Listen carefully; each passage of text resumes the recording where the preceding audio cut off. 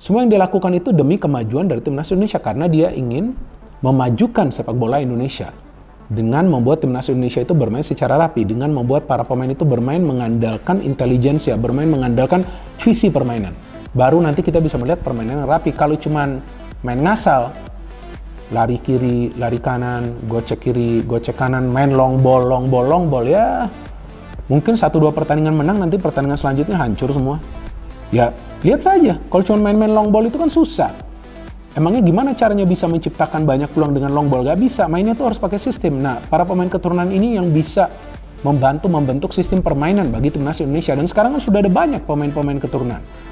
Ada Elkan Begot, ada Jordi Amat. Mereka saja gak main ya. Di leg kedua semalam ada Sandy Walsh, ada Shane Patinama, ada Ivar Jenner, ada Rafael Struijk. Kan sudah banyak nih. Tapi perlu lebih banyak lagi. Memang sekarang yang dalam proses adalah Jay dan juga Nathan ya. Dua pemain tersebut bermain di lini pertahanan. Nah mungkin teman-teman juga bingung kenapa sih pemain bertahan lagi, karena itulah salah satu titik lemah dari timnas Indonesia, itu di lini pertahanan. Jadi memang Coach Sintayong tampaknya di awal ini ingin fokus di lini pertahanan agar solid.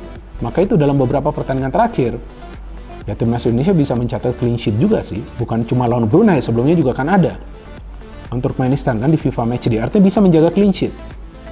Bahkan di babak kualifikasi Piala Asia U23 kan clean sheet juga tuh dua pertandingan ya. Nah, artinya ini pertahanannya sudah mulai solid. Dan BBC, salah satu media besar yang ada di sana teman-teman, mengeluarkan sebuah hipotesa bahwasanya jangan hanya melihat hebatnya sebuah timnas ataupun klub itu siapa pelatihnya, siapa asisten pelatihnya, tetapi lihat juga siapa staf-staf analisnya. Termasuk jangan lihat bagaimana tim tersebut merekrut pemain-pemainnya, tapi lihat di belakangnya siapa. Itu yang perlu kita ketahui. Dan ya meskipun dianggap orang wah ketahuan, itu normal teman-teman. Contoh lagi ya, di pertandingan Liga 1 Indonesia ada beberapa yang aku kenal talent scout yang menonton pertandingan sepak bola Indonesia. Apakah itu hal aneh? Itu lumrah. Saya pun melihat performance timnas Indonesia memang baik.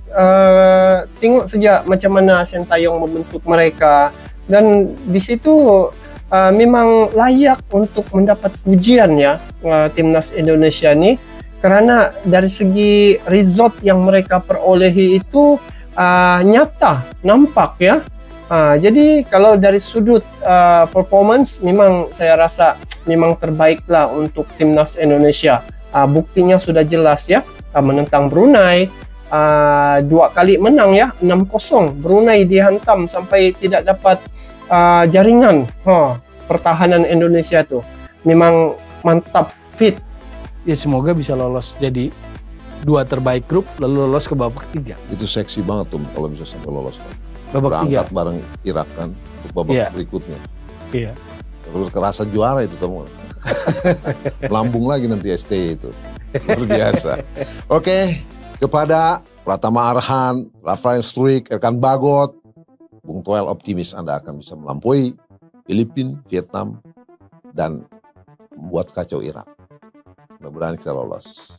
Ya kalau optimisnya 10 poin tuh, bisa nggak target optimis 10 poin diambil? Semoga STI bisa raih itu 10 poin. Bung Toel berharap. Nah, kita harus bisa menang di sini. Dan ini menjadi harga mati bagi STY untuk bisa mendapatkan 3 poin. Nah, kalau hitung-hitungan tadi dengan 1 poin melawan Irak, kita tidak kalah aja, kita sudah 4 poin. Kita akan kembali menjamu mereka, ya peluang besar untuk bisa juara grup, bahkan menjadi runner up grup F ini kuat. Karena tahun depan itu kita 2 kali melawan Vietnam, home and away juga.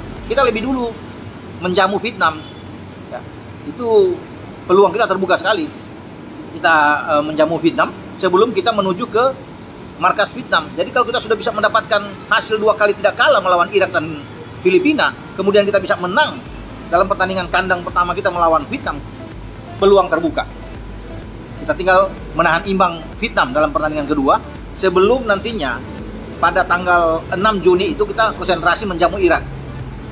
Karena 5 hari kemudian, ya di antara tanggal 11 itu kita akan menjamu Filipina, Juni itu ya.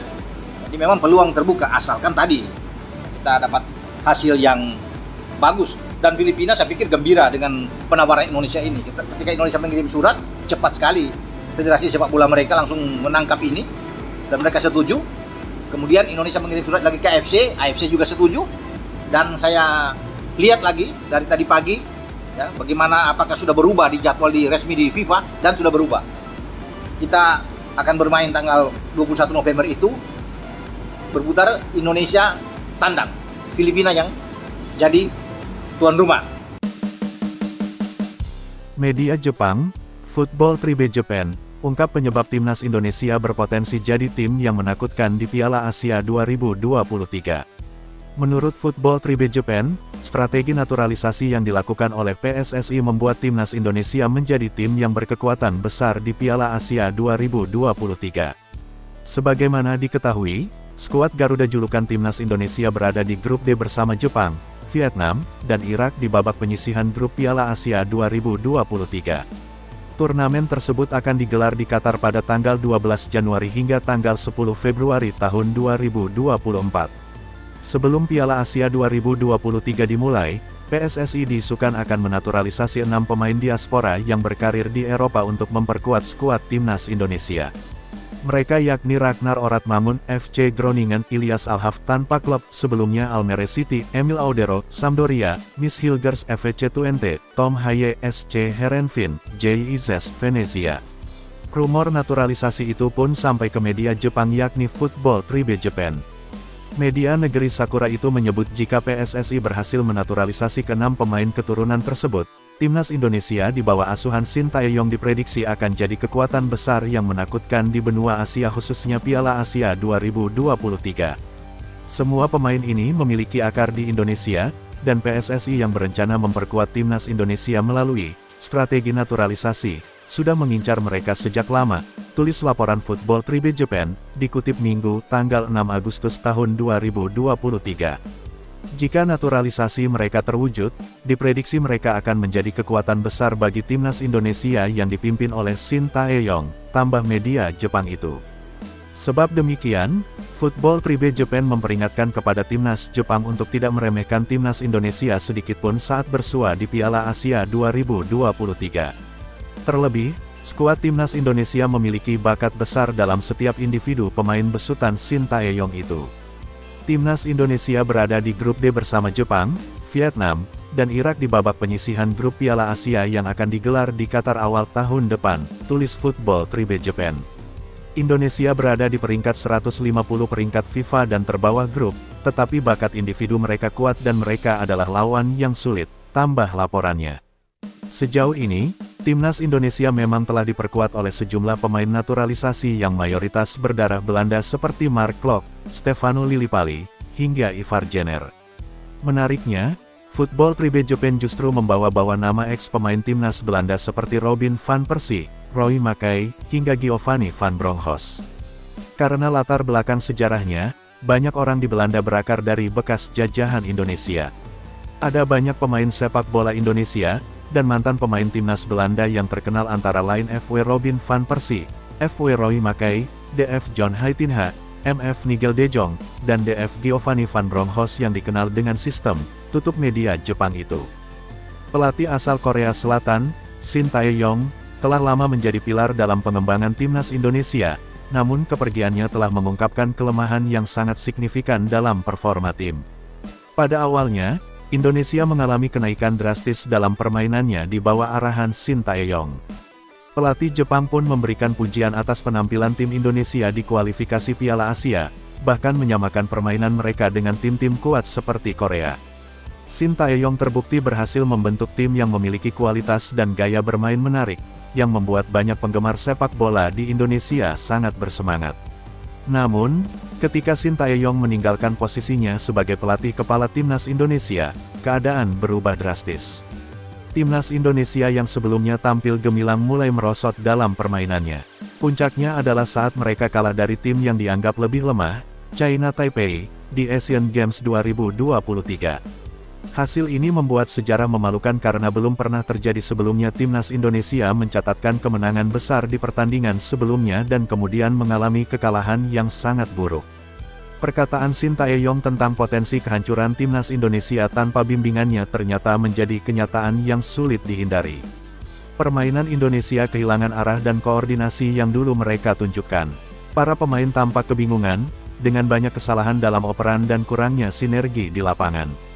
Bahkan, pelatih penggantinya, Indra Syafri, mengakui kelemahan ini setelah pertandingan melawan China Taipei.